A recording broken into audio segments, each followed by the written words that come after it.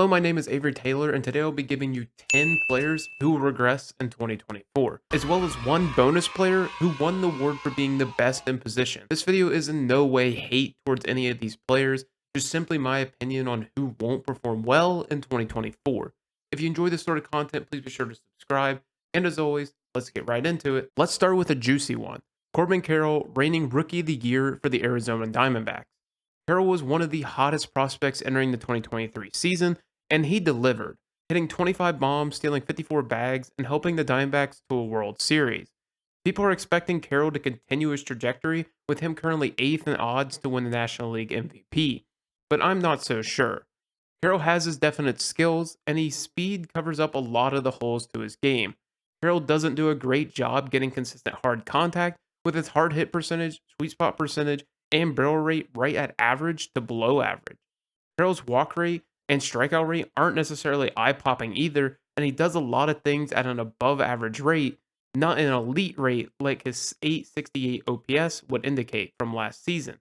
Expect Carroll to be sat around the 800 OPS marks, which by all standards is a great number, and with his value on the base paths, he is due for another great season, just maybe not at that MVP caliber level. Another player who enjoyed a breakout season last season, Kyle Bradish quietly finished 4th in Cy Young voting.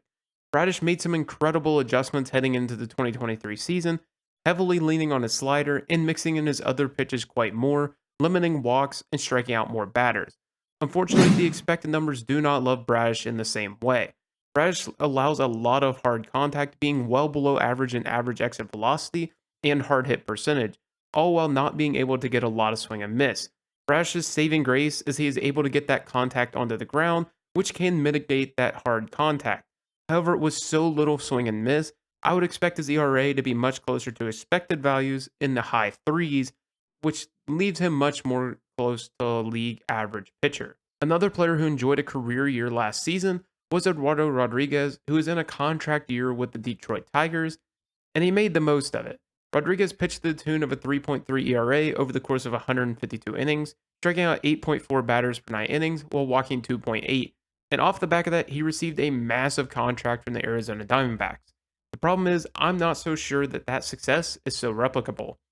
Eduardo doesn't necessarily do anything at an elite level when you look under the hood. All the batted ball results are around league average, and he doesn't get swing and misses and still walks his fair share of batters. If anything in 2023, Rodriguez should have had a worse year. Rodriguez was giving up the second highest career line drive percentage, only to his rookie self, the highest hard hit percentage of his career, and he's been slipping every year since 2019 in average exit velocity. Truth be told, he got a little of that Comerica Park magic that trumps hitters, and can lead to some misleading numbers for pitchers, and with the move to Arizona, Rodriguez could be in for a mediocre season. Okay, that's enough Diamondback wrangling for now. Let's take a look at their divisional rival, the San Diego Padres, and more specifically, Xander Bogaerts. Xander Bogaerts' first season in San Diego didn't exactly go to plan, but he was able to rectify it somewhat with a strong second half of the year, bringing his season stats to a 285 average with a 350 on base, 440 slugging, giving him a 790 OPS with 19 homers as well as 19 stolen bases. However, much like Rodriguez, his stats have been slipping for some time, and it's only catching up to their traditional stats now. In 2023, Bogaerts had the lowest barrel rate, launch angle, and sweet spot percentage since his age 24 season in 2017. It seems like Bogaerts made the trade off to make more contact and limit strikeouts in exchange for consistently hard contact, and being a soft contact king is not what a $300 million contract is given for. Fortunately for Bogaerts, he has been able to outperform his expected values for much of his career, but as the expected numbers sink lower and lower, so will the traditional. Next on the list is Bogart's double play partner, Ha-Seong Kim. Kim has been improving statistically every season since his move to the MLB. In 2023, Kim finished 14th in MVP voting with a 749 OPS with 17 bombs while playing some of the best defense the position has to offer. However, the issue that I have with Kim is the success he found in the slugging department. Kim has generally been a soft contact king who doesn't consistently find hard contact, and I find it difficult to see him continuing to hit over 15 home runs. Just a natural regression of home runs will drive down his stats back to an average to slightly below average hitter that provides his value mostly through defense. Kim has a great balance of skills, but I think he is due for some regression on the offensive side. Another very similar player is TJ Friedel of the Cincinnati Reds. Friedel enjoyed a career year in his age 27 season with a 279 average, 352 on base, 467 slugging, giving him an 819 OPS with 18 homers. However, much like Kim, that sort of production is unsustainable with his current level of batted ball data. His barrel rate and hard hit percentage are both in the bottom 10% in the Major League Baseball, and his sweet spot percentage isn't much better, being in the 25th percentile. The easiest sum up of Friedel's luck in 2023 was his 467 slugging percentage compared to his 321 expected slugging percentage. In theory, his job only should be getting easier in Cincinnati with the influx of talent, and playing in Cincy offers its own benefit for hitting the long ball. But I just don't think Friedel will be able to play at the same level in 2024. Luckily for Friedel, the next player I have regressing in 2024 is new St. Louis Cardinal pitcher Sonny Gray, who finished second in Cy Young voting in 2023. Gray put together a fantastic season for Minnesota, pitching a 2.79 ERA, striking out over 9 batters per 9 innings, while allowing an absurdly low zero point 0.4 homers per 9 innings. Correspondingly, the Cardinals gave Gray a 3-year, $75 million contract, but Gray might not be able to live up to the status he set last season.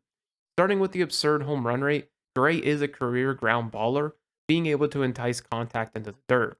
However, his home run rate for his career is more than double the zero point 0.4 from last season.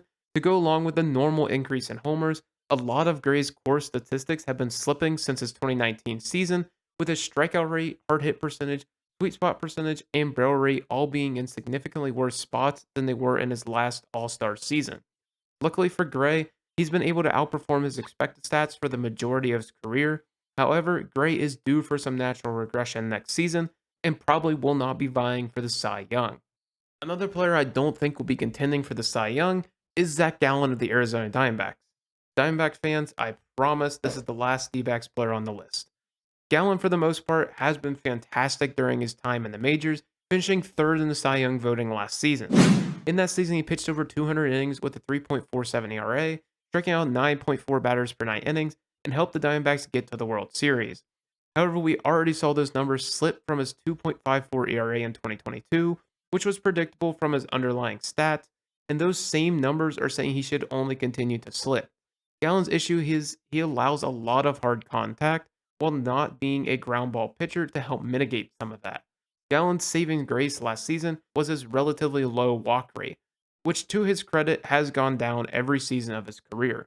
Unfortunately, without some significant changes, I think his traditional numbers will only continue to worsen. He allows too much loud contact for it not to catch up to him eventually. However, Gallen isn't even the biggest name pitcher on this list to regress, and we'll get to him later, but first we need to talk about JP Crawford of the Seattle Mariners.